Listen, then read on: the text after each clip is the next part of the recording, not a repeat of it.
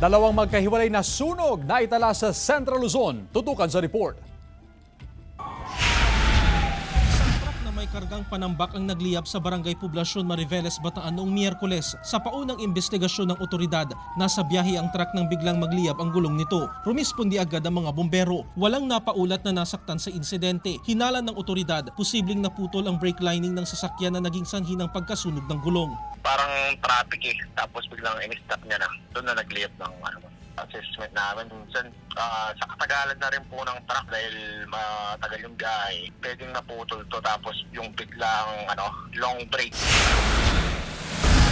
Sumiklab din ang sunog sa San Martin Street, Barangay San Jose, Angeles City sa Pampanga, dakong alas 4 ng hapon noong Sabado. Nagtulong-tulong ang mga bumbero upang apulahin ang sunog. Sa paunang investigasyon, nasa 6 na kabahayan ang nasunog. Apektado ang 7 pamilya, katumbas ng 26 na individual. Wala namang nasaktan sa insidente. Iniimbestigahan pa ang sanhi ng sunog. Jarek Pasilyao, 1 North Central Luzon.